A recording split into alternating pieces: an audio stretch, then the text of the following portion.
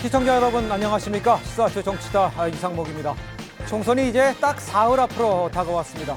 어제 마감된 최종 사전 투표율 32.28%, 역대 총선 투표 사상 최고치를 기록하면서 본선거에 대한 이 관심 더욱 높아지고 있습니다. 여야는 이 마지막 주말을 맞아서 이 막판 유세 총력전을 지금 펼치고 있습니다. 여야의 최종 선거 전략, 또 이 3일 남은 총선 마지막 변수는 뭔지 이 전문가 네 분과 함께 저희가 잠시 후 자세히 짚어드리겠습니다. 저는 1분 후에 돌아오겠습니다.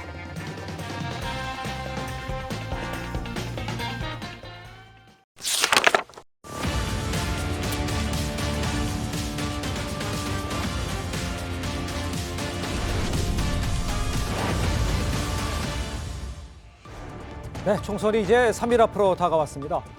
김준혁 민주당 후보 막말 논란 지금 그렇지만 가라앉질 않고 있습니다.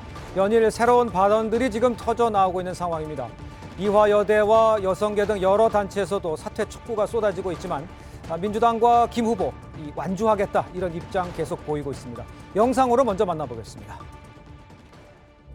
대한민국 여성의 명예를 아무런 근거도 없이 심각하게 훼손한 김준혁 후보를 강력히 규탄합니다.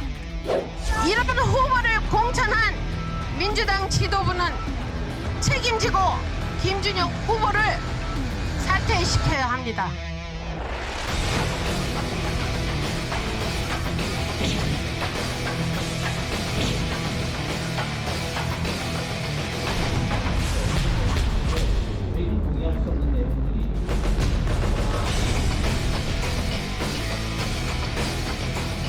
공천 취소나 자진 사퇴 유도 이런 건 없다는 말씀이신 거죠? 지금은 그건 현실적으로 불가능할 것 같습니다.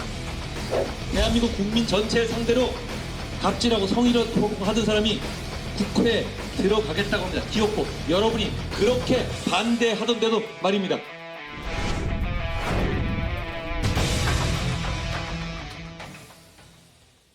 자, 지금 김준혁 후보 막말 논란이요. 정말 끝이 없이 지금 쏟아지고 있습니다. 자, 이번에 얘기할 것, 이 조선 정조 임금의 부인이 요절한 이유가 무리한 성관계 때문이다. 이런 취지로 주장한 게 지금 또다시 나오고 있습니다. 저희가 방송에서 들려드리기는 아주 부적절한 표현이 많아서 그 부분 우리 제작진들이 일일이 편집을 해서 지금 들려드리고요. 또 연일 공세를 이어가는 한동훈 위원장의 목소리까지 함께 좀 들어보도록 하겠습니다. 그 후궁이 그 유명한 홍구경의 여동생이야. 이 홍구경의 여동생이 10개월 만에 죽어. 그 죽은 원인이 어디에도 안 나와요. 그게 이제 한말에서 일제로 넘어가는 기록에 나온 그 야사집이 있어. 조선왕조실록이라든가 이런 데서 일제 거론되지 않은 이야기인데. 김준혁이라는 사람이 한 얘기가 지금은 더 엽기적이어서 방송에서는 차마 틀지도 못한다고 합니다.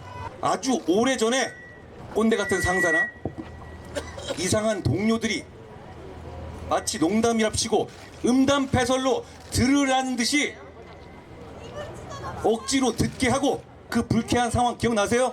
요즘 그런 회사, 직장 있습니까? 없습니다. 이러면 쫓겨납니다. 맥락도 안 맞게 무조건 깔때기식으로 음담패설을 이어내놓고 그걸 억지로 듣게 하고 듣게 하는 사람의 표정을 보고 즐기는 겁니다. 이건 성도착 아닙니까? 자, 보셨습니다만 이번에 재조명된 이 김 후보의 과거 발언, 아까 말씀드린 대로 방송에서 구체적으로 언급하기가 참 민망한 내용들입니다.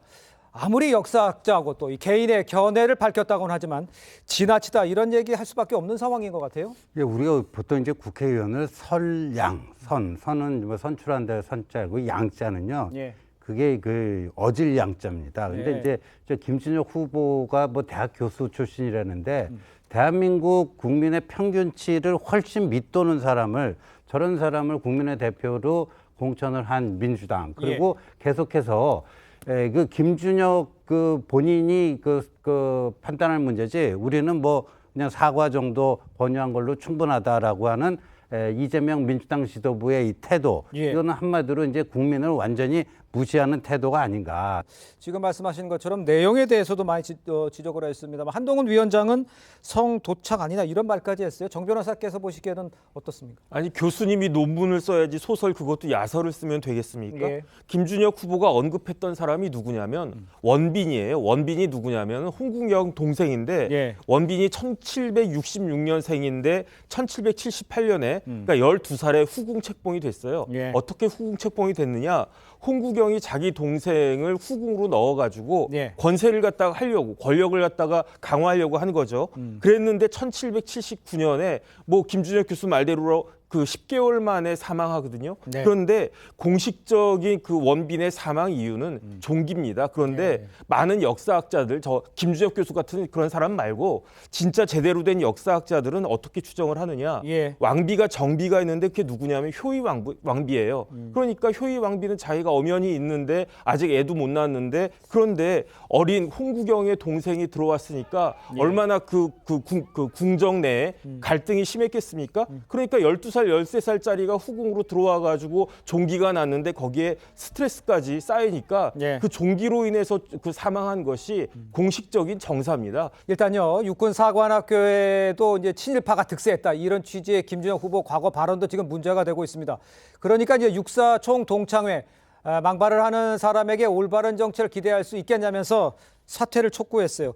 여러 곳에서 지금 여러 곳에서 사퇴 촉구하는 얘기가 계속 나오고 있습니다. 어떻게 봐야 될까요?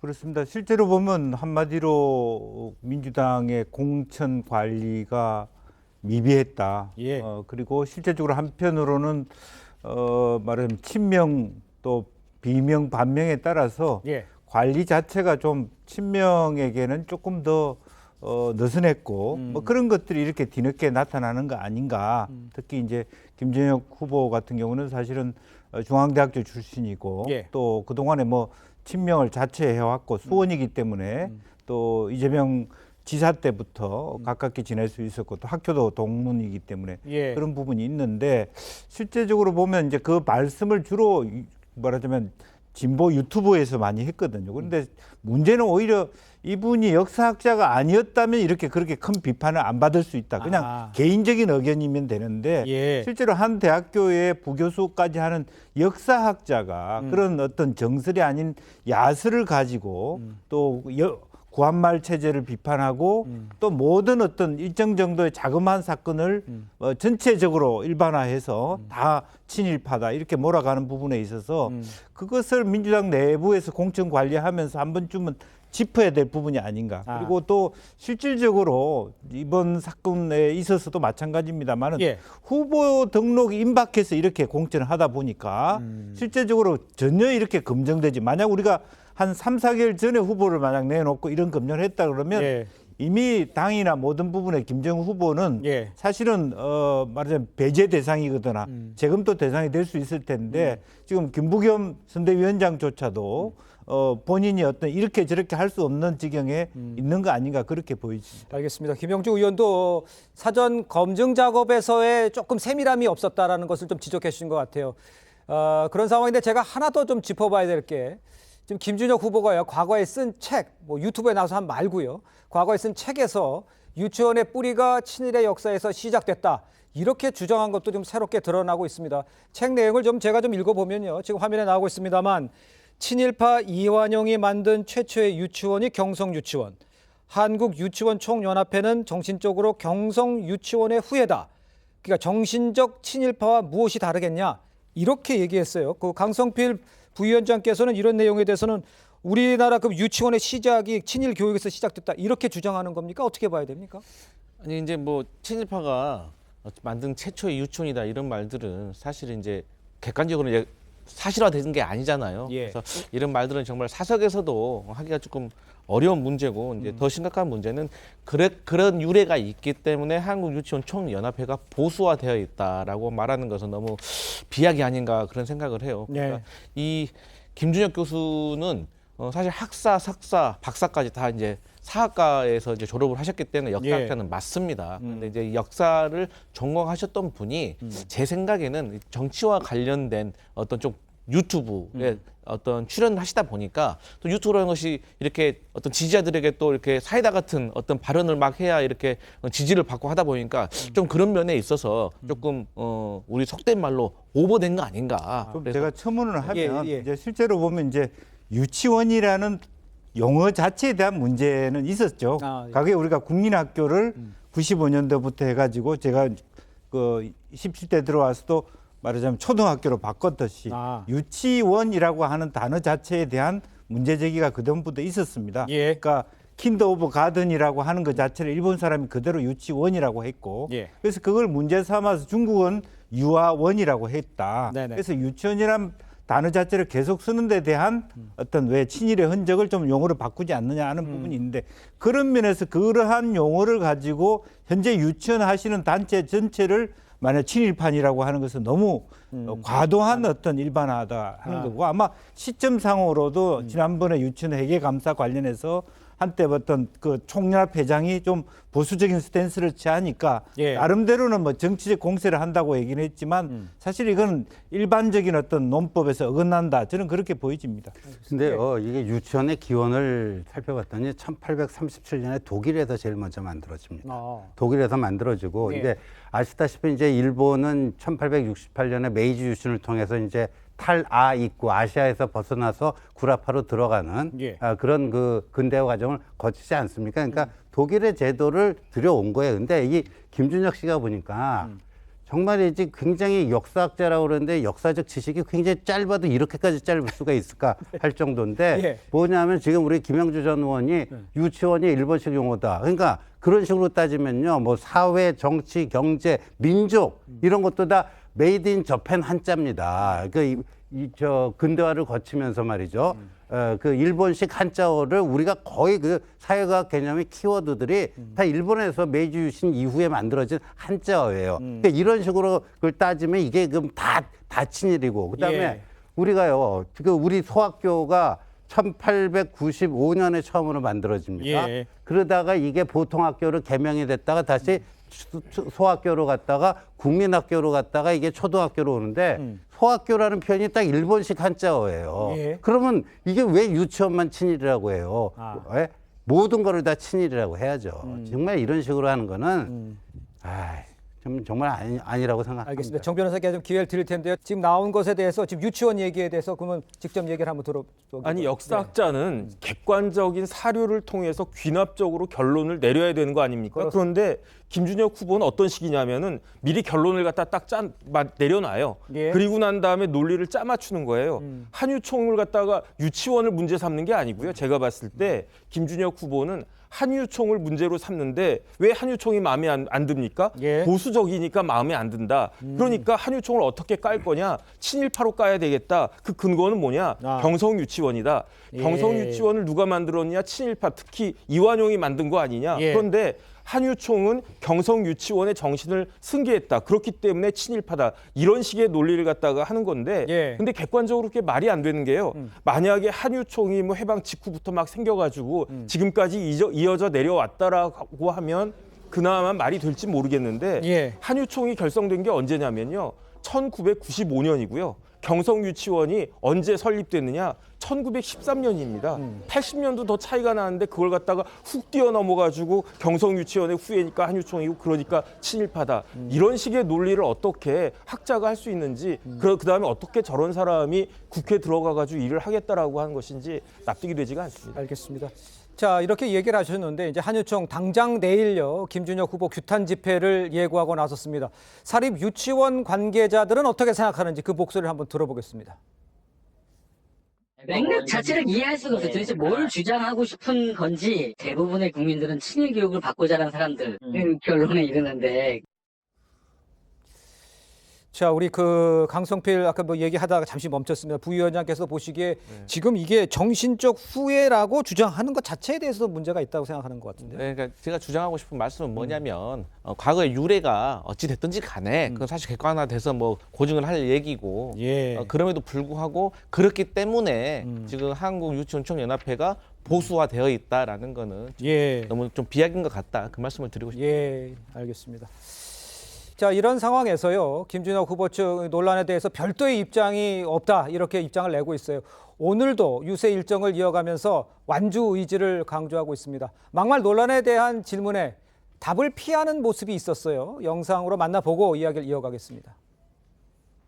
추가 막말 논란 계속 터지고 있는데 당내에서 거치관련 말은 없나요? 수고하세요. 추가 사과 계획 없으세요? 예. 막말 논란 관련해서 입장 없으신가요? 안녕하세요. 안녕하세요. 안녕하십니까. 김준혁입니다. 안녕하세요. 좋은 즐거운 오후 되십시오.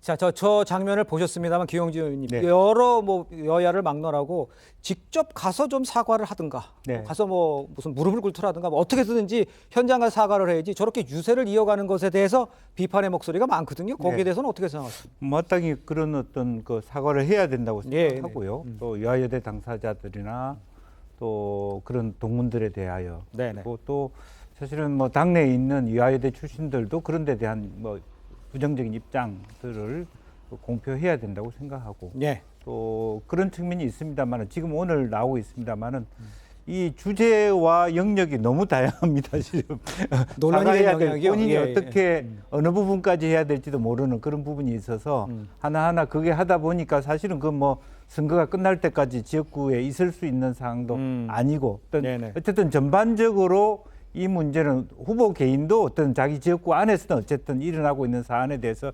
최소한의 어떤 입장 표명은 저는 있어야 된다고 보고 추가적인 입장 표명. 예, 하나하나의 건에 대하여 사과라 있어야 되고 또 총론적으로 당에서도 그와 똑같은 당 대변인이 어떤 이런 우리 후보의 지나친 어떤 과도한 발언에 대해서는 공천이라고 하는 공천 자체가 말하자면 정당이 하나의 어떤 지역구에다가 정당의 말하자면 정치적인 임무를 내놓은 거 아닙니까? 그렇습니다. 당도 책임이 있기 때문에 예. 그런 데 대한 책임과 도리를 다해야 된다고 생각하는데 예. 지금 이제 김준영 후보는 제가 보니까 지난번에 지방선거 때 시장도 출마를 할 정도요. 나름대로는 또 지역 기반은 있거든요. 그러니까 이러한 흐름에 있어서 여론적인 측면에서는 크게 또 영향이 지역 내부에서 선거구 내부에서 많지 않다 보니까 예. 당도 입장을 애매하게 취하는 것 같습니다. 아, 그렇군요. 아까 지금 당내 입장을 애매하게 취한다는 얘기를 하셨는데 신 의원께서 보시기에도 이 정도 사안이 되면 적어도 이 선거를 이끌고 있는 이재명 대표가 어느 정도 여기에 대해서 어떤 생각을 가지고 있다는 정도의 멘트는 있어야 된다. 여기에 대해서는 어떻게 생각하십니까? 근데 당 지도부가 그때 사과를 권유를 했는데 사퇴 얘기는 전혀 꺼내지 않았습니다. 예. 그러니까 그 사과도 이제 형식적인 사과죠. 급한 불 끄고 가자라는 식의 면피성 이제 사과인데, 그러니까 공천 유지가 이재명 민주당 지도부의 공식 입장입니다. 공천 유지. 예, 그 김부겸 상임 선대위원장도 그렇게 얘기를 했고요. 예. 그러니까 이 문제는 이제 김준혁 또 다른 문제 있는 후보 뭐 양문석, 공영훈 뭐 이런 개개인의 문제가 아니라 민주당 전체의 집단적 판단의 문제다. 그러니까 이토록 문제가 많은 제가 봤을 때는 저보고 평가하라면 국민 도덕 기준의 하위 0.0001%에 들어갈 사람을 국민의 대표로 이렇게 공천한 여기에 대해서 최소한 유감 표명, 국민들에 대한 사과 이런 것들을 당의 대표로서 해야 되는데 전혀 회피하고 오히려 고하자. 뭐 그리고 심지어 이제 민주당 간부들이 나와서 판세에 별 지장 없다. 이런 얘기까지 아주 노골적으로 공공연하게 합니다. 판세에 영향이 있는지 없는지는 국민들이 판단을 하는 거예요. 근데 요번에 국민들이 판단할 때는 판단의 기준이 이 김준혁의 막말, 역사적 역대급 망언 이게 아니고 이런 김준혁을 감싸는 이재명의 판단이 옳은지 그른지 거기에 대한 저는 심판이 있을 거라고 봅니다. 알겠습니다. 일단요, 민주당은 김준혁 후보 공천 취소는 불가능하다 이런 입장을 고수하고 있습니다. 한동훈 위원장, 민주당이 김 후보를 비호한다면 비호한다면서 싸잡아 비판했습니다. 양쪽 입장 한번 들어보겠습니다. 본인이 그 해당 문제에 대해서 굉장히 진지한 사과를 한 것으로 저희도 확인했고, 저희가 선거가 아니라면 정말 더한 조치도 하고 그런 상황이 있죠. 공천 전이라면 또한 더 다른 조치도 있을 수 있겠으나 지금은 선거 중이라. 그 사람을 더불어민주당이 비호합니다. 끝까지 여러분의 대표로 밀어넣겠다고 합니다. 더불어민주당은 여성 혐오 정당입니다. 그렇지 않습니까? 성희롱 정당입니다. 저희는 그런 말을 하는 사람이 있으면 그런 사람 잘라낼 겁니다. 그런 불쾌한 성희롱을 다시 2024년에 대한민국에 허용하겠다는 정당과 그걸 절대로 허용하지 않겠다는 정당 선택해 주십시오. 제가 누구 편을 들고 싶은 생각은 없습니다만 선거가 아니라면 상황이 달라진다. 그러면 선거기 때문에 나면 뭐 유권자들은 아무 생각 없이 해야 된다는 뜻입니까? 저걸 어떻게 이해될까요? 글쎄요, 저도 그거 이해가 안 되는데, 근데 저는 다른 걸 다 떠나가지고 김준혁 후보가 어떤 생각을 갖고 있는지가 굉장히 조금 의심스러운 게 김준혁 후보가 백선엽 장군을 폄하하지 않았습니까? 다부동 전투가 6.25 때 가장 치열했던 전투였어요. 8월 3일 1950년 8월 3일부터 8월 29일까지 있었던 건데 거의 포항까지 함락돼가지고 우리나라가 진짜 대한민국이 소멸되기 일보 직전이었습니다. 그때 김일성이 직접 내려와가지고 8.15 광복절까지는 부산 점령하고 끝내자 그렇게 이야기했단 말이에요. 그래가지고 진짜 수만 명이 거기서 죽었습니다. 그런데 거기서 우리나라 국군이 제1사단과 미군이 간신히 버텨가지고 그 결과 어떤 일이 벌어졌습니까? 9월 15일에 인천 상륙작전이 있었던 거예요. 만약에 백선엽 장군이 그때 1사단장이었고 준장이었는데 버티지 못했다라고 하면은 그러면은 인천 상륙작전도 없고 대한민국은 생긴 지 2년 만에 사라졌을 겁니다. 그런데 백선엽 장군을 폄하하면서 뭐라고 이야기했느냐? 미군 덕분에 승리한 것이다라고 김준혁 후보가 이야기하지 않았겠습니까? 그런데 또 김준혁 교수가 뭐라고 이야기하냐면 6.25에 대해서 감사하다라고 생각하는 것은 친미 사대주의라고 그렇게 이야기하지 않았습니까? 이 두 가지 이야기를 결합해 보면 어떻게 됐느냐? 6.25는 미군 덕분에 승리한 것인데 왜냐하면 백선엽 장군 같은 사람은 아무런 역할을 못했다라고 하니까 하지만 미군 덕분에 승리했는데 그럼에도 불구하고 미군에 감사하게 생각하면 안 된다. 왜냐하면 그것은 친미 사대주의다. 그렇다라고 하면 이 두 가지를 합치면 저는 어떤 결론이 도출이 되냐면 북한이 이겨가지고 대한민국이 소멸됐으면 좋았겠다라는 뜻인가? 그러면 그런 나라의 국회의원을 못하러 하려고 김준혁 후보는 나왔던 것인가? 이런 부분들에 대해서 좀 명확하게 저렇게 뭐 감사합니다 하지 말고 말씀을 좀 해줬으면 좋겠다는 게 국민의 한 사람으로서 소망입니다. 지금 뭐 여성계도 그렇고 군 관계자도 이야기를 하고 이렇게 여러 가지 이야기가 나오고 있는 상황에서도 일단 그 김준혁 후보는 그냥 가고 또 당에서도 그냥 가는 걸로 지금 되어 있는 거잖아요. 그렇다면 그 지역에서는 아까 김영주 의원도 얘기했습니다. 나름대로 뭐 다져놨다고는 하지만 전체적인 판세, 그 옆에 옆 지역이라든가 이런 데는 영향을 미친다고 보십니까? 어떻게 보십니까? 저는 이제 오히려 이제 수도권 전체에 영향을 미칠 것이라고 보여집니다. 그러니까 오히려 자기 지역구에서는 어떤 그동안에 관계에 맺었던 그런 것들 때문에 우리나라는 온정주의가 있기 때문에 그런 부분에 대해서 크게 영향을 미치지 않고 다만 또 수원 전체, 경기도 전체도 영향을 미치지만 오히려 지금 이제 뭐 이대 발언이나 이런 것을 봐서는 서대문 선거구라든지 수도권의 청년들에게 말하자면 민주당에 대한 비호감도를 높인다든지 그런 부분에 있어서 상당한 영향을 미치지 않을까 그렇게 보여집니다. 알겠습니다. 강성필 부위원장 좀 말씀해 주시죠. 이제 그 지역구에는 영향을 뭐 미치겠지만 그럼에도 불구하고 이제 이수정 후보 같은 경우도 과거에 어떤 막말성 어떤 해프닝이 있었기 때문에 상쇄는 될 거라고 봐요. 하지만 이제 지지세가 강한 곳에서는 덜 나타나겠지만 지지 고리가 좀 약한 지역에서는 어떤 김준혁 후보의 막말이 조금 영향을 주지 않을까 그렇게 보고 있고요. 어쨌든 김준혁 후보가 선거 운동에 전념하는 것보다 저는 뭐 육군 사관학교든 이화여대든 관련된 어떤 피해자들에게 가서 설명드리고 사과를 하는 것이 선거 운동보다 조금 더 중요한 순서가 아닌가 싶습니다. 알겠습니다. 자, 저는 다음 주제로 넘어가 보도록 하겠습니다. 자, 양문석 이야기를 좀 해봐야겠습니다. 양문석 후보예요. 불법 대출 의혹이 제기된 양문석 안산갑 후보요. 국민의힘 측에서는 이 파상 공세를 이어가고 있지만 양 후보는 이번엔 세월호와 또 이태원 참사를 거론하면서 유세에 총력을 기울이고 있습니다. 양 후보의 목소리를 함께 들어보겠습니다. 기억하겠다 말만 하고 기억만 했던 것 아닌가 하는 반성에 다시 한번 가슴을 칩니다. 바꾸겠습니다.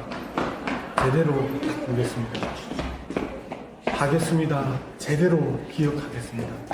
4.16 영령들, 12.9 영령들 앞에 부끄럽지 않은 어른이 되겠습니다. 고맙습니다. 여러분 첫 번째고. 자, 여러 가지 이제 논란이 계속 나오는 이 상황에 부끄럽지 않은 어른이 되겠다. 그러면서 일단 이해하기로는 완주 의지는 강하게 표현한 것 같아요. 저 내용은 어떻게 해석을 하십니까? 근데 양문석 후보는 이제 저희 당에서 사기 혐의로 이미 그렇습니다. 고발을 한 예. 상태고요. 그다음에 하나가 더 이제 추가 고발을 안 할 수가 없는 상황이 됐는데 네. 양문석 후보가 저 이제 그 새마을금고 대출 과정 해명하면서 이렇게 얘기를 했죠. 대구에 있는 수성 새마을금고 관계자가 자기에게 먼저 이런 식으로 편법 대출을 하자고 제안을 해서 자기는 거기에 따랐을 뿐이다 그렇게 했는데 기억납니다. 그런데 요번에 금융감독원 새마을금고 중앙위에서 검사를 해본 결과 아니라는 게 드러났잖아요. 네. 그 새마을금고 수성 새마을금고 측에서 그렇게 한 게 아니고 그 대출 브로커가 그렇게 했다라는 것이 확인이 됐습니다. 예. 그러면 이게 허위사실 공표죄가 되는 거예요. 일단 한동훈 국민의힘 비대위원장은 오늘 대전 유세에서 양 후보를 거론하면서 비판에 나섰습니다. 직접 들어보겠습니다. 양문석 사기친 게 걸렸죠. 사기친 거 걸리니까 이걸 적발한 금감원과 언론을 손봐주겠다 이러고 있죠. 자기 죄진 거 걸리면 정상적인 사람들, 선량한 시민들은 고개를 숙입니다. 이분들은 그렇지 않습니다. 양문석 어떻게 합니까? 끝까지 가겠다고 합니다. 자기 사기친 걸 잡아낸 사람들에게 복수하겠다고 합니다. 이재명 대표는 어떻습니까? 지금 그분에게 내려있는 범죄 혐의, 중대 혐의 중에서 그게 과연 전부 무죄날 가능성이 1%라도 있습니까? 그런데도 이분은 그냥 버티겠다는 겁니다. 그리고 그 수사를 하고 자기의 죄를 적발해낸 사람들을 오히려 악마화합니다. 수법이 너무 똑같지 않습니까? 자, 박정아 국민의힘 공보단장도요. 민주당 후보들의 논란이 민주주의 선거를 모욕하고 있다 이렇게 전면 비판을 했어요. 그렇다면 민주당은 그러면 이 판세에 큰 영향이 없기 때문에 이렇게 밀고 간다 이렇게 정익진 변호사께서는 보십니까? 어떻게 보세요? 그렇게는 보지 않겠죠. 예. 지금 얼마나 제가 봤을 때는 이제 그 사전 투표 끝났고 본 투표가 남지 않았습니까? 예. 이 마지막 본 투표의 핵심은 뭐냐면 양준혁이에요. 양준혁 야구 선수 얘기한 게 아니고 양문석 플러스 김준혁 이 두 사람으로 인해 가지고 그 투표의 민심이 확 달라지지 않을까 그런 생각이 드는데 이거는 뭐 누구한테 물어봐도 그 이야기하지 않겠습니까? 그 다음에 이제 뭐 정치평론하고 기자 오래 하셨던 분들 이야기는 뭐 적게는 5석 많게는 10석 이상도 차이가 있을 수 있겠다 뭐 그런 이야기도 제가 들었는데 민주당의 이야기는 뭐냐면요. 영향이 없었으면 좋겠다 그 이야기인 거고 제가 봤을 때 이재명 대표가 지금 그럼에도 불구하고 문제를 삼지 않으려고 하는 거는 양문석, 김준혁 이런 사람들이 국회에 들어와서 나를 친위대로 보유해 준 그런 사람들이 필요하다. 그러니까 다른 국회의원 10명보다 양문석, 김준혁 이 두 사람이 훨씬 더 필요하다 이렇게 생각하는 것이 아닌지 저는 그렇게 추측이 됩니다. 알겠습니다. 그러면 이런 상황에서 민주당 논란이 펼치면 어떤 영향을 줄지 지켜봐야 할 것 같은데 우리 그 부위원장께서 보시기에는 그렇다면 뭐 사전 투표율이 높잖아요. 근데 과거에 관례적으로 보면 사전 투표가 높으면 뭐 진보한테 유리하다라고 하는데 지금 이 상황은 어떻게 보십니까? 유리하다라고 보십니까?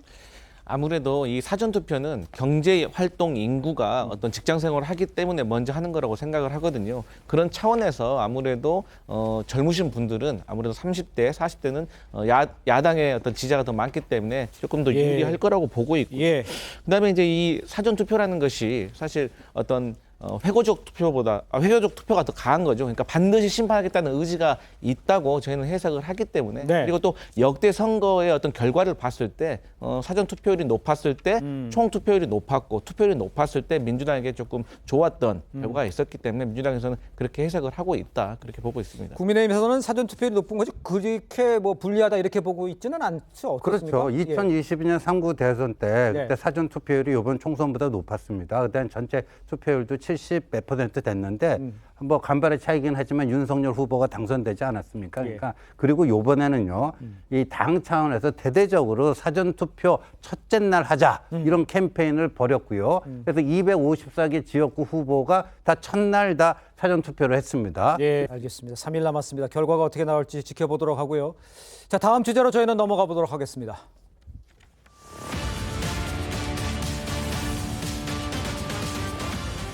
자, 이재명 더불어민주당 대표의 이 저녁 메뉴가 지금 온라인에서 논란이 뜨겁게 오르고 있습니다. 삼겹살인지 소고기인지 이게 지금 논란이에요. 여당은요, 거짓 서민 코스프레라면서 공식 논평까지 내면서 비판을 하고 있습니다. 먼저 오늘 나온 한동훈 위원장의 이 관련 발언부터 들어보겠습니다.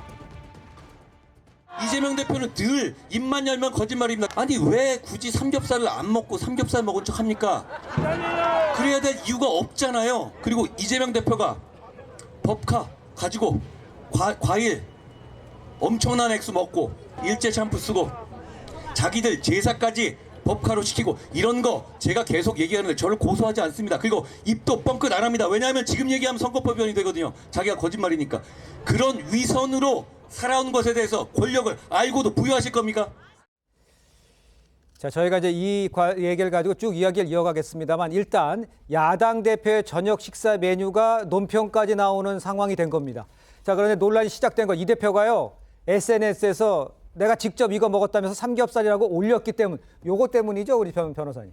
그런데 제가 봤을 때 삼겹살하고 소고기를 구별하지 못할 거라고 생각을 했는지 그게 참 희한하다 그런 생각이 들면서도 네네. 어떤 생각이 또 드냐면 그 이재명 대표가 자신의 어떻게 보면 최측근, 대장동 관련한 최측근인 김문기 처장을 모른다고 그랬잖아요. 예. 그다음에 심지어 그 재판 과정에서 본인한테는 무슨 인식 장애까지 있다라고 그러지 않았습니까? 그다음에 원희룡 후보하고 그 TV 토론할 때 계양에 있는 재건축 아파트를 하나도 모른다고 그러지 않았습니까? 그런데 보니까 계산동에 하나 아파트가 있는데요. 그게 재건축 추진하고 있는 거거든요. 예. 원희룡 후보가 제가 봤을 때 하나라는 말을 하나라도 대보라고 이야기하면서 어떻게 보면 힌트를 준 것이 아닌가 싶은데 그런데 본인 지역구의 재건축 아파트 그 현안에 대해서도 하나도 모르고 있고 그러니까 뭐 그렇게 따지면 소고기인지 삼겹살인지 아는 게 이상할 수도 있겠다 그런 생각이 드는데 네. 다른 걸 다 떠나가지고 거기가 한우 전문점이라고 하더라고요. 근데 한우 전문점에서도 미국산 소고기도 팔 수 있으니까 뭐 한우인지 미국산 소고기인지 모르겠지만 어쨌든 이재명 대표의 그 입으로 들어간 소고기 입장에서는 조금 별로 기분이 안 좋을 수도 있겠다 그런 생각이 듭니다. 알겠습니다. 삼겹살을 먹든 소고기를 먹든 그게 뭐가 중요하겠습니까? 하지만 이 이야기의 포인트는 거짓말을 했다라고 이제 SNS에서 이제 네티즌들이 잡아낸 것 같아요. 소고기 전문 식당인데 보니까 소고기더라 이거 같아요. 내용은? 저는 정말로 이런 어떤 내용들을 들으면서 네. 그냥 검찰에서 압수수색 해가지고 정말 삼겹살 먹었는지 소고기 먹었는지 좀 확인했으면 좋겠습니다. 예. 아니 민생이 지금 이렇게 어렵고 경제가 안 좋은데 선거를 앞두고 국민들 앞에서 야당 대표가 삼겹살을 먹었니 소고기를 먹었니 이런 얘기를 논하는 저는 여당 대표가 너무 정말 보기 안 좋다라고 말씀드리고 싶고 네. 저는 이런 논란에 대해서 정말 홍준표 시장님한테 물어보고 싶어요. 이게 중요한 문제인지. 그러니까 선거를 앞두고 여당에서 잘못했습니다. 반성하겠습니다. 잘하겠습니다. 기회를 주십시오라고 말을 했잖아요. 그러면 계속 그런 모드로 가야지 정말 국민들이 우리 한번 더 믿어보자라는 마음이 들 것 같아요. 네. 그런데 그런 말을 하면서 바로 돌아서서 저렇게 네거티브, 범죄자, 거짓말 이런 얘기하면은 어떤 느낌이 들겠어요. 그리고 이미 이재명 대표와 관련된 어떤 사법 리스크들이 지난 몇 년째 계속 되돌림되고 있기 때문에 국민들이 다 알고 있어요. 네. 조국 그 대표 같은 분도 지금 2심에서 유죄 받아가지고 곧 있으면 선거 끝난 후에 정치권에서 멀어질 상황이에요. 다 알잖아요. 네네. 그럼에도 불구하고 이런 조국 혁신당 같은 데서 그리고 민주당에서 지지를 받고 있다는 거에 대해서 조금 국민의힘이 돌아봤으면 좋겠다 이런 말씀 드리겠습니다. 저 사진을 보고도 아직까지 소고기인지 삼겹살인지 구분을 못하고 무슨 검찰이 신속하게 압수수색해갖고 뭐 삼겹살을 먹은 건지 소고기 먹은 건지 찾아보자 그러는데 좀 저렇게 사진이 명명백백하게 나왔는데도 저러는 민주당의 인식이 참 예. 놀랍고 예. 그거를 뭐 저희 당에서 먼저 시비 걸었습니까? 네. 아니 삼겹살 먹었으면 삼겹살 먹었다고 할 거지. 근데 저는 왜 저렇게 썼을까? 그냥 무슨 대파 이게 뭐 비싸다 어쩌다 대파 갖고 엄청나게 했잖아요. 문재인 정권 때 대파 한 단에 8,000원, 9,000원 갔는데 지금 3, 4,000원 갔는데 그거 가지고 계속 뭐 하는데 예. 그렇게 물가 뭐 하면서 한우 먹은 거는 좀 아무래도 좀 찔리니까 그걸 삼겹살로 뭐 해서 한 거 아니냐 이렇게 주장할 수밖에 없는 거죠. 알겠습니다. 글쎄요, 아까 제가 뭐 반복해서 말씀드립니다만 삼겹살을 먹든지 소고기를 먹든지 무슨 뭐 차이가 있겠습니까? 하지만 이 발언 내용, 이 발언을 하다 보면 거짓말을 하는 거다라는 주장에서 지금 그 이야기가 계속 이어지는 것 같아요. 지금 보면 그런데 이제 이재명 대표의 공식 유튜브 채널에 공개된 식사 당일 라이브 영상에도요, 이 대표가 직접 소고기를 거론하는 발언이 나옵니다. 함께 들어보겠습니다. 나라를 구하는 것도 밥은 먹고 합시다.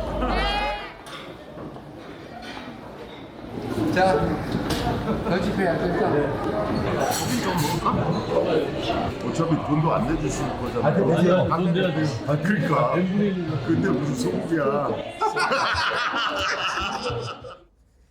자, 저 상황에 대해서 원희룡 국민의힘 계양을 후보죠. 비판했습니다. 이재명 대표를 향해서 맛은 느꼈지만 속인지 삼겹살인지 기억이 안 나냐. 이렇게 얘기를 했어요. 정희진 변호사님. 그러니까 말로 그렇게 소고기라고 이야기를 갖다가 했는데 그러니까 소고기 먹지 말자라는 식으로 이야기를 했다라고 또 반박을 갖다가 할지 변명을 할지 그건 잘 모르겠는데 이런 부분들에 대해서 이게 작은 것 같아도 이재명 대표가 이런 식으로 거짓말을 한 것이 한두 번이 아니니까 그러니까 이런 부분들에 대해서 그다음에 또 뭐가 문제냐면요.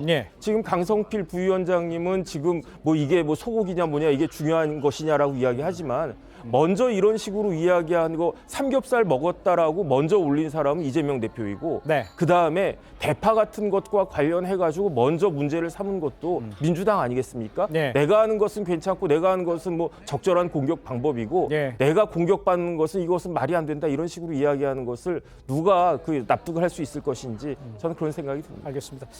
자, 이렇게 이제 국민의힘에서 이재명 대표에 대해서 소고기 비판 수위가 커지자 민주당도 여기에 관해서 입장을 내놨습니다. 발언을 한번 들어보겠습니다.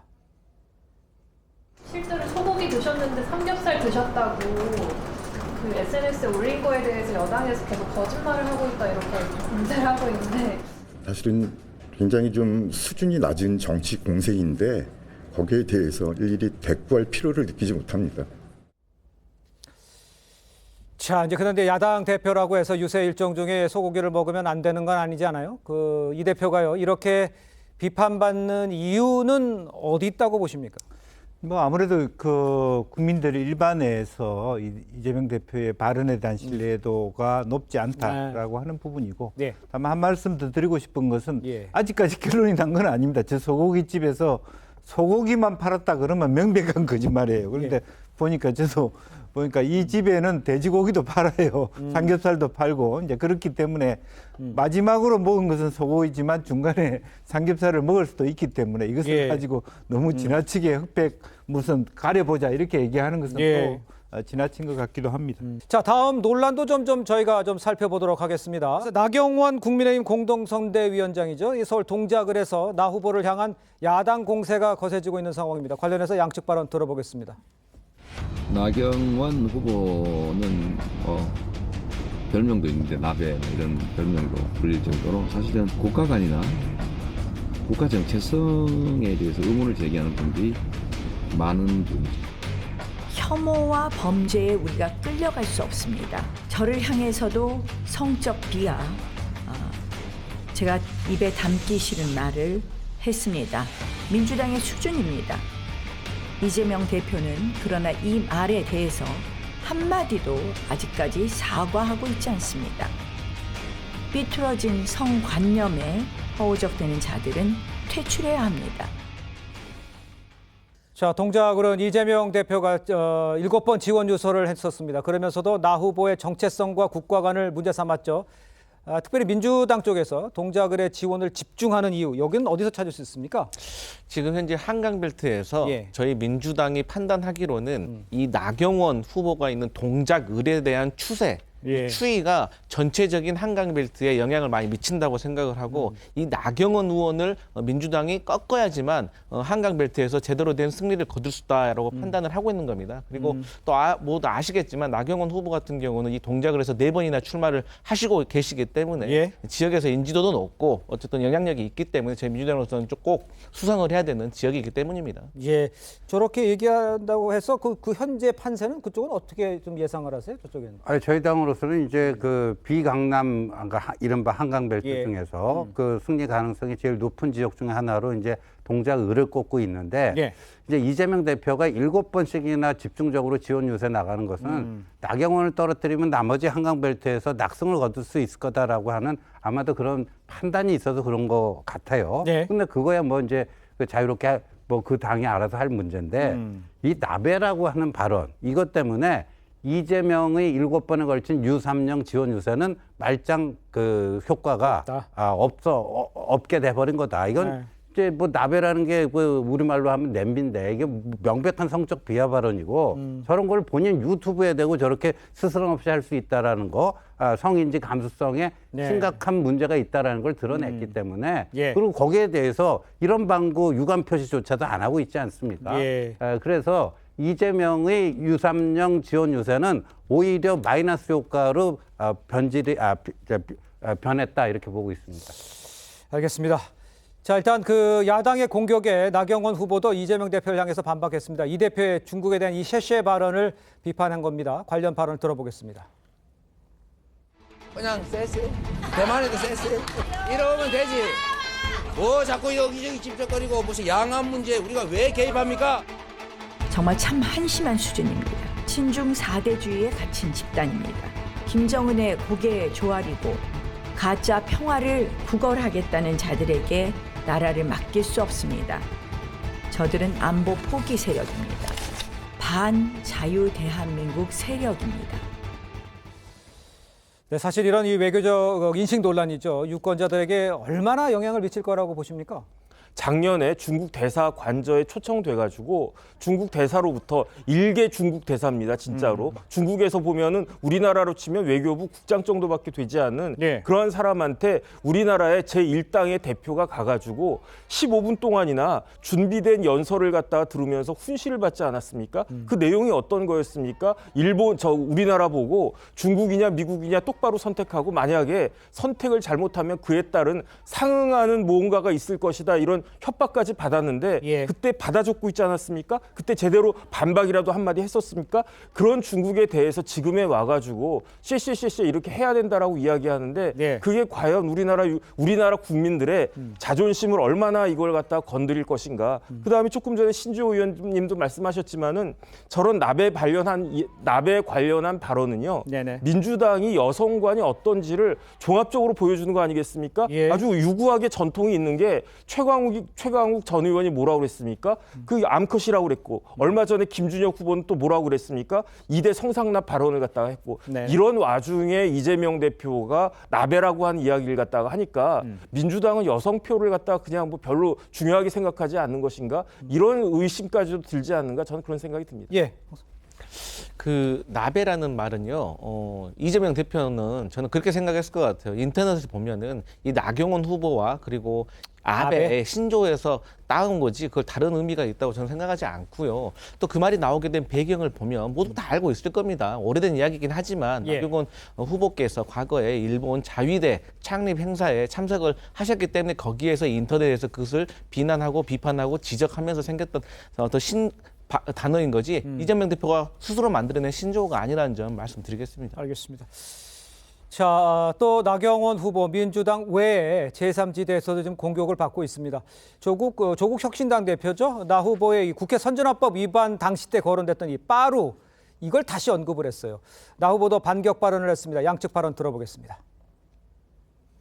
4월 10일 이후에 얼굴을 보고 싶지 않은 사람이 있는 곳에 가야겠다. 국회 선진화법 위반으로 빠루 아시죠? 빠루를 들었고 기소가 되었는데 4년째 1심 재판이 안 나오고 있습니다.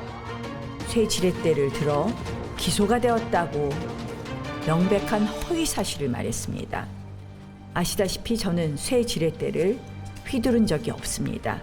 민주당 관계자가 사용한 것을 압수해서 언론에게 고발했던 것입니다. 민주당의 폭력을 국민께 보고 드렸었던 그 장면입니다. 저들의 상습적 거짓말에 속아 넘어서는 안 될 것입니다. 자, 지금 쭉 보면 이 3일 남은 이 상황에 나경원 의원이 출마한 이 지역구에 특별히 여기에 공격들이 많이 이어지고 있다. 이유를 어디서 찾았습니까? 그것은 상당히 어떤 유석열 후보가 추적에 성공하고 있다. 그러니까 일정 정도 초접전 양상이 있으니까 그 부분에 대해서 아까 말한 대로 낙동강 벨트에서 유일하게 아마 나경원 후보가 당선 가능성이 높기 때문에 저 부분에 대해서 굉장히 강하게 한번 이겨보겠다라고 하는 그런 공격이라고 보여지고 아마 이재명 대표인 경우에는 중앙대 출신이 아닙니까? 사실은 동작하고 어떤 자기 모교하고 연계돼 있는 부분도 있고 해서 조금 저는 부분에 대한 방문도 많이 하고 있고 이제 그런 부분에 대해서 또 조국 대표도 가세하고 있는 거 아닌가 그렇게 보여집니다. 알겠습니다. 자, 저희는 다음 주제로 넘어가 보도록 하겠습니다. 자, 한동훈 위원장 오늘도요 이재명, 조국 두 대표를 겨냥해서 범죄 혐의자들에게 미래를 또 아이들의 미래를 맡길 수 없지 않냐 이렇게 목소리를 높였습니다. 함께 들어보겠습니다. 범죄 혐의자들이 자기를 지키기 위해서 나라를 좌지우지할 겁니다. 우리의 국익, 외교적인 이익 이런 부분들이 자기 범죄 막으려는데 도움이 된다면 뭐든 써먹을 수 있는 사람들 아닙니까? 저분들은 지켜야 할 범죄자들끼리 모여 있습니다. 어떻게 저렇게만 모여 있을지 신기할 정도입니다. 그 범죄자들에게 나라의 미래를, 아이들의 미래를 맡길 수는 없는 거 아닙니까? 자, 지난주부터 이제 위원장이 이제 국민의힘은 우리는 너희들 같이 살지 않았다, 너희처럼 살지 않았다 이렇게 차별화를 꾀하고 있죠. 이어서 함께 들어보겠습니다. 조국같이 살아왔느냐, 이재명같이 살아왔느냐, 공영훈같이 살아왔느냐, 양문석같이 살아왔느냐, 김준혁같이 살아왔느냐, 박은정같이 살아왔느냐, 그렇게 살아온 사람 여기 계십니까? 여러분 투표장에 가서 이렇게 대답해 줍시다. 우리는 너희들같이 살지 않았다고. 그러니까 한 위원장은요, 이 범죄 혐의자라는 이 프레임으로 이재명, 조국 두 대표를 비판하면서 국민의힘은 다르다 이렇게 좀 차별화를 하는 전략인 것 같습니다. 어떻게 정영진 변호사 보기에는 저 전략은 효과적인지 이걸 어떻게 평가하십니까? 그래서 뭐 먹혀들고 있는지 여부를 떠나가지고 한동훈 비대위원장 입장에서는 대국민 그 호소를 하는 것이 아닌가 저는 그런 생각이 드는 것이 지금 민주당도 그렇고 조국혁신당도 그렇고 다 당대표가 범죄 혐의자 아니겠습니까? 그런데 당대표만 범죄 혐의자가 아니고 당대표 부부가 다 범죄 혐의자예요. 그러니까 당장 내일 무슨 재판이 있습니까? 김혜경 씨 재판이 있고요. 내일 모레 그러니까 본투표 하루 전날인 내일 모레에는 이재명 대표에 대한 재판도 있지 않습니까? 그렇습니다. 이런 부분들을 여당의 비대위원장 입장에서는 이야기할 수밖에 없는 것이다. 거기에다가 조국 혁신당 마찬가지 아니겠습니까? 조국 대표는 거기에 대해서 이제 범죄 혐의자였지만 이제 좀 있으면 조만간 범죄자로 확정되기 일보 직전이고요.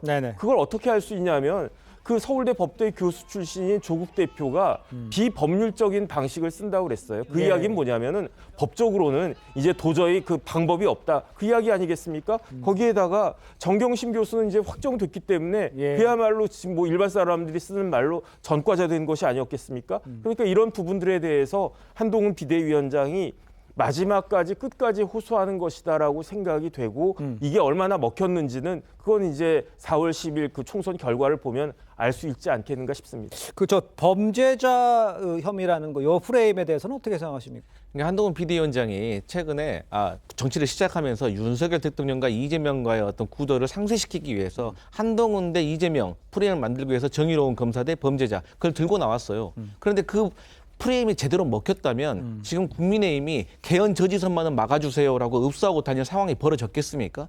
그 프레임이 먹혀들었다면 지금 조국 혁신당이 저렇게 돌풍을 일으킬 수 있었겠습니까? 저는 거기에 모든 답이 있다고 보고 있습니다. 네, 알겠습니다. 자, 일단 그 범죄 혐의자들에 대한 이 정치 참여에 대한 비판의 목소리는 정치권만이 아닙니다. 역사 일타 강사로 잘 알려져 있는 사람입니다. 전한길 씨의 영상 큰 화제가 되고 있습니다. 어떤 발언인지 한번 들어보시죠. 과거 범법 행위를 했거나 범죄이 있거나 또는 지금도 법적으로 문제가 있는 사람들은 다 나가라, 정기 은퇴선을 하라고 합니다. 그렇게 해야만이 우리나라 살아나요. 정치인들을 존경해야 되지 않습니까? 그 존경 안 해야 되는데 MZ 청년들이요, 지금 정치에 관심 없잖아요. 욕하잖아요. 왜 그래 되냐 하면 정치하는 지도자들이 전부 다 대먹지 않은 많아가지고. 그 유권자들의 생각도 저런 생각들이 있기 때문이다, 이렇게 이해를 하면 될까요? 그렇죠. 그러니까 저런 거를 좀 대변해 주는 역할을 저 전한길 일타 강사가 하고 있는 게 아닌가 보여지는데 저는 이렇게 봐요. 그러니까 비법률적 방식의 명예회복을 하겠다. 그러니까 법적으로는 유죄 판결이 나오더라도 이번 총선에서 이제 지금 조국 대표의 경우에는 뭐 비례대표 2번이니까 거의 뭐 국회의원 배치다는 게 확실시 돼 보이지 않습니까? 예. 그렇게 되면 이제 당장 뭐라고 나오냐? 법적으로는 유죄지만 정치적으로는 무죄다. 예. 국민들이 이번 그 선거를 통해서 나에게 사실상 예. 사면을 해준 것이다. 이런 식의 논리를 갖고 나올 거예요. 그러면 그리고 이재명 대표는 결국 지금 뭐 4-5개 재판을 받고 1심 결과 아직 안 나왔지만 이 모든 것을 무죄 판결 받기는 그야말로 뭐 1% 확률도 안 돼요. 그러니까 근본적으로는 결국 이재명 대표도 어떤 노림수를 둘 수밖에 없는가. 그러니까 뭐 이제 조국 세력하고 합쳐갖고 몇 석을 얻을지는 모르겠는데 속으로는 이제 200석. 왜? 이게 이제 대통령 탄핵이 가능한 의석이라고 생각하고 그걸 지금 굉장히 염원하고 있는 게 아니냐. 만약에 혹여라도 그런 200석이 주어진다면 윤석열 대통령 탄핵시키고 조기 대선을 통해서 본인이 대통령이 되는 거 그거 말고는 이 사법 리스크에서 제대로 벗어날 방법이 없다. 이렇게 되는 것이죠. 그러니까 이 사법 질서를 정치적인 수단을 통해서 이거를 그 결과를 번복시키고 보호하겠다. 그럼 이게 더 이상 이제 대한민국은 법치주의 국가가 아니게 되는 거죠. 정치가 그런 법의 지배를 완전히 밑에서부터 흔들어 무너뜨리는데 악용되는 그런 사례가 될 거라고 봅니다. 알겠습니다. 지금 이제 전체적으로 이제 상황 3일 남은 이 상황에서 보면요. 민주당에서 그 전에 이제 정부와 여당을 향해서 검사 독재 이렇게 비판했죠. 여기에 이제 범죄자 독재 이렇게 받아치고 있는 상황이잖아요. 양쪽이 그 좀 세우고 있는 논리 여기에 대해서는 어떤 느낌으로 보십니까? 그러니까 이제 그 범죄자라고 하면은요. 사실 뭐 지금 이재명 대표도 사법 리스크가 있고 네네. 조국 대표도 사실 2심 유죄까지 받은 상황이에요. 근데 방금 심지어 그 의원님께서 말씀하신 거하고 저는 약간 그게 다른 게 무엇이냐면 네네. 조국 대표 그러니까 조국 혁신당이 선전을 하고 돌풍을 일으키는 것이 저는 뭐 법적으로는 유죄지만 뭐 정치적으로는 무죄다. 저는 무죄라고 생각하지 않아요. 국민들도 그렇게 생각하지 않는다고 생각해요. 다만 지금 윤석열 정권을 심판을 해야 되는데 민주당은 조금 부족하다고 느끼는 거예요. 그렇기 때문에 제가 다시 말씀드리지만 조국 대표는 어차피 선거가 끝난 이후에 정치권에서 멀어질 가능성이 매우 높기 때문에 저는 정권 심판의 도구로 쓰이고 있다. 저는 그렇게 보는 것이고 다시 말씀드리지만 그 범죄자 하시는데 결국 그 이재명 대표의 사법 리스크는요. 여당이 그 심판하는 게 아니라 사법부에 가서 할 일이에요. 사법부가 선거 이후에 제대로 이재명 대표가 소명을 하냐 못하냐에 따라서 저는 그 사법 리스크의 결과가 결정지어질 것이다. 그래서 그것은 어떤 여당으로서는 지금 정권 심판으로 상쇄시키기 위한 어떤 바람이지만 그렇게 쉽지는 않을 것이다. 그렇게 보고 있습니다. 알겠습니다. 일단 이재명 민주당 대표 오전에 자신의 지역군 인천 계양을에서 지지 유세를 시작을 했습니다. 근데 유세 중에요. 한 남성은 거짓말하지 말아라 이렇게 고함을 지르게 했습니다. 영상을 먼저 보도록 하겠습니다. 대한민국이 실제로 위기입니다. 지금 무역 적자가 세계 200대 국가가 됐어요. 수백 달러씩 이 적자가 나다 보니까 나중에 외환 위기가 올 겁니다. 한반도 핵전쟁 위험도 있다라고 얘기합니다. 국제사회가 공식적으로 경고를 하는데 외국인 투자자들이 한국이나 투자하겠습니까? 평화가 곧 경제입니다. 거짓말 좀 하지 마라. 어르신 의견도 존중합니다. 저런 분도 계세요. 저렇게 생각할 수도 있죠. 문제는 결국 그 최종 판단의 결과는 자기가 겪게 된 것입니다. 그러니까 저 상황이 지나가던 시민들이 저렇게 발언을 한 겁니까? 그렇죠. 어떻게 봐야 될까요? 그 시민들이 그냥 가서 자연스럽게 자연 발생적으로 한 것 같은데 지금 한 얘기 다 저거 가짜입니다. 그러니까 작년 10월부터요. 이제 경상수지가 흑자로 돌아서서 벌써 이제 6개월 정도 이어지고 있어요. 근데 무슨 무역 적자가 쌓여갖고 세계 뭐 200대 뭐가 됐고 뭐 그래갖고 외환위기가 올 거다. 저기 책임 있는 지도자로서 저렇게 그냥 사실과 다른 가짜 뉴스를 살포하면서 국민들의 불안 심리를 부추기고 그러면 되겠습니까? 그러니까 대파 자꾸만 흔드는 것도 그거예요. 문재인 정권 때 대파 한 달에 8,000원, 9,000원 갔을 때는 아무 소리 안 하다가 지금 3,000~4,000원 간다고 이거 갖고 뭐 나라 망하겠다. 그러면 안 되는 거죠. 네, 알겠습니다. 이런 이재명 대표 윤 정권을 겨냥해서는 입틀막과 이 칼틀막을 넘어서 파틀막까지 하고 있다 이렇게 비판했습니다. 직접 들어보겠습니다. 우리가 숭배할 우상을 보았습니까? 우리가 우리를 지배해줄 통치해줄 왕을 뽑았습니까? 그러니까 그들은 왕이 되고자 합니다. 귀한 자식일수록 나쁜 짓 하면은 그러면 안 된다. 야단치고 그래도 말 안 들으면 패초리로 때리고 그래도 안 되면 더 엄하게 징계를 해야죠. 이쁘다고 옹냐 하면서 나쁜 짓 하고 심지어 다른 사람 때리고 훔치고 괜찮아 하면 나중에 살인범 됩니다. 악행을 저질러도 방치하면 결국 그 자식은 국민들의 지탄을 받는 악인으로 전락할 것입니다. 입틀막, 칼틀막, 최근에는 파틀막까지 국민을 억압하고 언론을 봉쇄하고 눈과 귀를 가지고 입을 틀어막아서 부자연스럽고 인권이 억압되는 그런 나라로 우리가 후퇴한다고 합니다. 자, 시청자 여러분, 저 발언들이 다 오늘 이제 유세 현장에서 나온 발언인데 대표의 발언을 좀 짚어보면 회초리 이야기 나왔고요. 오냐 키우면 악인이 된다. 뭐 파틀막 얘기도 나왔습니다. 그냥 단순히 표현이 좀 점점 거칠어진다 이렇게 주장을 하면 어떻게 반박하시겠습니까? 뭐 거칠어지기는 양쪽 모두 다 거칠어지고 있다라고 예. 보고 스스로 조금 자제할 필요가 있다. 저렇게 말함으로써 표가 더 많이 오는 것은 아니다. 그렇게 말씀드리고 싶고 예. 어쨌든 기본적으로 보면 뭐 표로서 심판해 달라는 얘기를 저렇게 좀 거칠게 하고 있다. 그렇게 생각이 들고요. 예. 또 그런 부분에 있어서 조금 최근에 들어서서 이제 선관위의 대응이라든지 또 경찰의 어떤 양측의 어떤 수사 대응 방침이라든지 이것이 좀 공평성을 잃어가고 있지 않느냐 이런 부분을 좀 과하게 얘기하고 있는 것 같고 특히나 이제 유세라고 하는 것은 거의 자기 지지자 중심으로 진행되다 보니까 매우 감정시키고 좀 더 강한 발언을 하고 있는 것이라고 보여지고 실질적으로 보면 중도층이 중요한데 저와 같은 방식의 표현 자체가 중도층을 감동시켜서 우리 표로 만들기에는 좀 아직 한계가 있는 거 아닌가 그렇게 보이집니다. 자, 이재명 대표 오후에는요 여당 강세 지역으로 꼽히는 서울 강남 3구를 집중적으로 돌면서 표심 공략을 했습니다. 정권 심판을 강조하면서 보수가 아닌 다른 선택을 해달라 이렇게 강조를 했습니다. 여당도 지지를 호소했습니다. 양측 발언 들어보겠습니다. 저는 지난 2년 정부 여당이 모든 것을 잘했다고 생각하지 않습니다. 분명히 부족한 부분이 있었습니다. 과거가 쌓여 오만하게 보인 것도 사실입니다. 하지만 야당이 과반을 차지한다면 남은 3년은 정쟁과 혼란만 가득한 아수라장이 될 것입니다. 절박한 마음으로 호소드립니다. 저희 국민의힘의 손을 꼭 잡아 주십시오. 그들의 눈물은 권력을 유지하기 위해서 자신들이 한 행위에 대해서 책임을 회피하기 위해서 다수 국민의 아픔을 이용하는 악어의 눈물입니다. 악어가 뭘 잡아먹을 때 쉽게 목구멍 넘어가라고 흘리는 그 눈물은 동정할 필요가 없습니다. 동정해서도 안 됩니다, 여러분. 그들이 흘리는 그 가짜 눈물, 그 눈물을 동정한 연민한 대가로 우리는 더 고통스러운 눈물을 수십 수백 배 더 많이 흘리게 될지 모릅니다. 자, 악어의 눈물을 다시 한번 언급했습니다. 이재명 대표가 강남 3구에서 지지를 호소하는 저 장면 보고는 어떤 상황이 됐어요? 글쎄요, 뭐 야당이 여당을 비판하면서 더군다나 선거를 앞두고 이렇게 좀 과격한 말을 할 수 있는 거 다 좋은데 저는 그런데 좀 어울리지가 않는 것 같아요. 어떤 면에서? 이재명 대표가 악어의 눈물 운운하는 것이 조금 어울리지가 않은 게 지금 오히려 이재명 대표에 대해서 악어의 눈물을 느낄 사람들이 누구겠습니까? 제가 예. 봤을 때는 전해철 의원, 그다음에 박광원 의원 이런 사람들은 어떻게 양문석, 김준혁 이런 사람들이 나를 제끼고 공천을 민주당에서 받을 수 있었는가?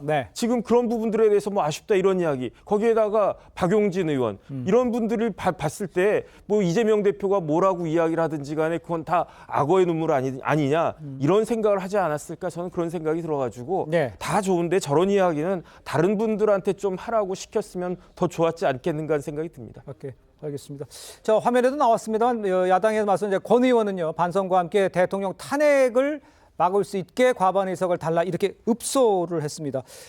권 의원의 발언에 대해서는 우리 부위원장께서는 어떻게 보셨습니까? 네, 이제 제가 자꾸 말씀드리지만 지금 국민의힘의 어떤 대통령의 부정 여론이 너무 안 좋아서 선거에 불리한 형세이기 때문에 저는 권선동 의원이 취하고 있는 저 전략이 맞다고 봅니다. 그런데 이제 이게 2년 동안 너무나도 깊게 그리고 천천히 어떤 형성되어 있는 부정 여론이기 때문에 그게 어떤 선거 막판까지 이루어질지 문제고요. 어쨌든 간에 지금 이재명 대표가 마지막에 강남구를 간 건 이유는 간단합니다. 지금 의정 갈등과 관련해서 그래서 의사들의 민심이 매우 좋지 않고 간호법 제정에 대한 거부권 행사로 인해서 병원과 관련되신 분들에 대한 표가 매우 안 좋은데 예. 해운대가 분당과 강남을이 병원 가족들이 많이 사시는 그 지역입니다. 그래서 흔들리고 있다는 민주당의 분석이 있기 때문에 예. 그래서 강남을, 서초을 이렇게 공략하는 것 같다. 이렇게 해석합니다. 자, 지금부터는 국민의힘 내부 상황을 좀 하나 좀 짚어보도록 할게요. 5월 10일 총선을 4월 앞두고요. 정현욱 부산 수영구 국민의힘 후보, 무소속 장해찬 후보에게 선대위원장을 맡아달라 이렇게 공식 제안을 했습니다. 정 후보 측 이날 오후 이제 성명을 통해서 보수의 승리를 위해서 내려놓아야 할 테다 이렇게 밝혔습니다. 그러니까 같이 가서는 어부지리로 민주당 후보가 당선이 될 가능성이 높으니 좀 해달라 이런 얘기 같아요. 어떻게 봐야 됩니까? 네, 이제 뭐 좀 너무 좀 늦은 감은 있지만 네네. 그래도 이제 본투표 전에 단일화가 된다면 나름의 의미 있는 결과가 나오지 않을까 하고 이제 예. 오늘 정현욱 후보가 저렇게 얘기를 한 건데. 예. 근데 이제 장해찬 후보가 저기에 응하지 않을 가능성이 조금 더 높아 보여요. 네네네. 예, 그래서 장해찬 후보는 아직까지 또 이제 여론조사를 통해서 단일화를 하자 그랬는데 벌써 이제 본투표일까지 며칠 안 남았잖아요. D-3인가요? 그렇습니다. 그러니까 뭐 여론조사하고 뭐하고 집계하고 하기에 이제 물리적 시간 자체가 좀 부족한 게 아니냐. 그렇다면은 이제 장해찬 후보는 아직 30대고 앞으로 남은 인생이 좀 깁니다. 그런 차원에서 좀 길게 보고 2보 전진을 위한 1보 후퇴를 좀 결단해야 되는 그런 상황이지 않은가 보여집니다. 정혁전 변호사께서 보시기에는 뭐 장해찬 후보가 스스로 좀 안타깝다는 생각도 들 건 같아요. 하지만 어부지리로 가는 거는 좀 막아야 된다. 이런 지적에 대해서는 어떻게 생각하세요? 그러니까 저는 어떤 생각이 드냐면 장해찬 후보는 다른 사람 생각할 거 없이 자기만 생각하면 된단 말이에요. 네. 어떤 것이 장해찬 본인에게 가장 유리한 선택인가, 자기에게 예. 제일 그 좋은 선택일까. 예컨대 정현욱 후보도 패배하면은 타격이 있겠죠. 하지만 정현욱 후보는 언론인 출신이고 예. 정치 시작한 지 얼마 안 되지 않았습니까? 그러니까 만약에 패배한다고 해도 정치를 그만둔다고 해도 뭐 그 타격이 얼마나 되겠습니까? 예. 하지만 장해찬 후보는 88년생이잖아요. 앞으로도 창창하단 말이에요. 그런데 만약에 장해찬 후보로 인해 가지고 그 부산에서 한석이 날아간다. 지금 뭐 여당이 과반수냐 뭐 그런 이야기, 심지어 뭐 200석우는 온갖 예. 이야기가 다 난무하는데 한석이 그만큼 중요한 그 시점 아니겠습니까? 네. 그런데 만약에 장해찬 후보로 인해 가지고 이제 패배하게 된다. 그럼 그 뒷감당 어떻게 할 것인가? 예. 더군다나 장해찬 후보가 이야기하지 않았습니까? 단일화하자고. 네. 그러면 지금은 단일화를 갖다 하는 기준은 뭐냐? 지지율이잖아요. 그런데 지금 객관적으로 드러나는 지지율이 다 정현욱 후보가 앞서고 있으니까 예. 그러니까 뭐 지금 단일화 한다라고 하면 뭐 본인 억울한 측면 여러 가지 있겠다라고 예. 제가 이해는 되지만 예. 어쨌든지 간에 이번에 결과가 잘못 나오면 장해찬 후보에게 과연 정치적 미래가 있을까 싶습니다. 알겠습니다. 자, 짧게 장해찬 후보가 여기에도 거부를 했어요. 선대위원장 맡아는. 이걸 짧게 어떻게 해석하십니까? 글쎄요, 좀 장해찬 후보가 정말 선당 후사를 해야 될 시점이 아닌가 그렇게 생각하고 예. 또 다른 한편으로 보면 부산 수영에 국민의힘에서 후보를 내는 것도 예. 잘한 것인가 그런 생각도 갖게 됩니다. 알겠습니다. 자, 이상으로 주말 시사쇼 정치다 여기까지입니다. 곧바로 뉴스7이 이어집니다. 많은 시청 바랍니다. 감사합니다.